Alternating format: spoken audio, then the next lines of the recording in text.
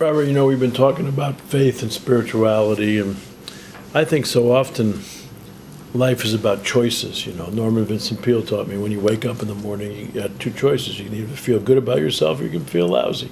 He said, why would you choose to feel lousy about yourself? And I'll never forget when my mom died at 95, I had this Jewish couple came to see me who knew my mom and loved her, and they weren't going to be around for the funeral, and so they came by. And the woman had a 95-year-old mother that she said, I'm really worried about her, because she's 95 too. And I said, well, what's your belief about life after death? She said, I think when life is over, it's over. And I said, well, I don't believe that. I think my mom's probably having her greatest day. She loved flowers, and I can't imagine how beautiful it is, And she said, how do you know that? And I said, I don't know it. I just believe it. And I like my belief a lot better than yours. I mean, why would I choose a lousy belief? And which is a little judgmental and all, but that whole concept, I loved your thoughts on the difference between knowing and believing, because I think that's maybe where we get in trouble. When we get judgmental, we act like we know. Yeah, I think that's exactly it. And I think that when we act like we know anything, we get in trouble. Mm-hmm. And when there's enough room to allow the other to have a belief as well, and recognizing that it's really our best intuition or guess. Mm-hmm. And when we have a bridge point where we can have some humor or playfulness, mm-hmm. where we get to say, I don't really know anything. Yeah. To me, that's just an incredibly peaceful place. Mm-hmm. And I like my belief in reincarnation better than I like your belief in heaven. Yeah. So we're both happy. Sure, yeah.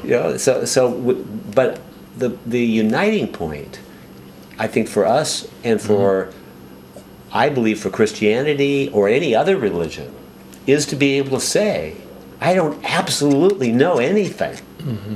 And that's just a joy and a joiner. Yeah. And when we say, I believe so-and-so, it's only a belief that you personally hold dearly, perhaps more dearly than anything else, but you don't want to inflict your belief on anyone else. Yeah. And that not knowing humility becomes a bridge and a bond, and it's so beautiful. Yeah.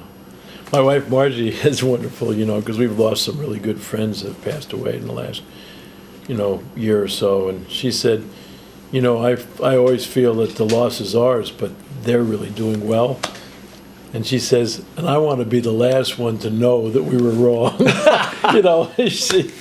Which I think is a really wonderful, if suppose really life is over and all, she really said, I just want to be the last one to know that we were wrong. And because what's really interesting is that if we knew everything, then what would our life be more than just be kind of robots here, rather than, our friend Charlie Tremendous, who died. He was so excited about where he was going, and at the end, he lost his voice because a tumor was going. I said to him, Charlie, you're going to tell us what it's like when you get there? And he said, I wouldn't have the words to describe it.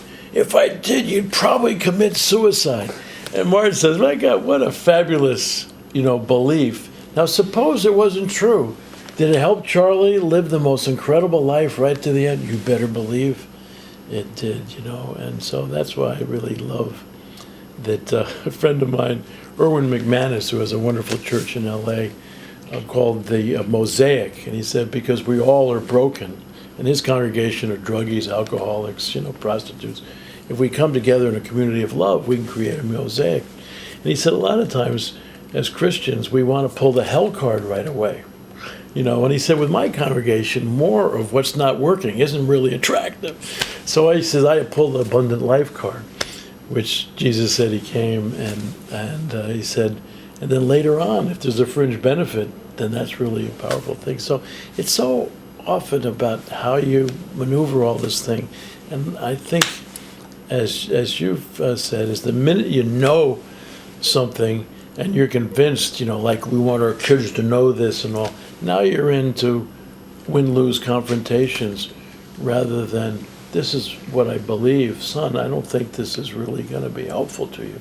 Yeah. Rather than...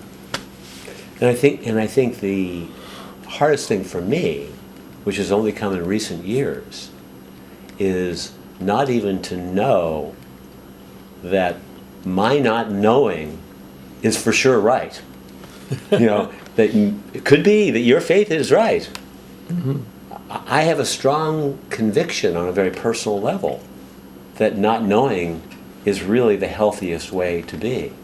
However, I recognize if I impose that on you, I've created a division, and my belief has now become a knowing. It might be a not knowing knowing. Yes. And so I really feel that it's allowed me, or allows anybody, when you recognize you don't know anything, to merge with any faith, or any non-faith for that matter, that's sincere, that has integrity, and has goodness in it.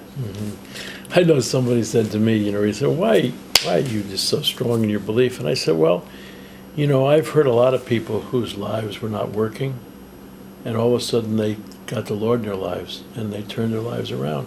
I just haven't heard anybody say my life wasn't working, and then I became an atheist, and my life turned around. Or ever since I've been an agnostic, my life has gotten better.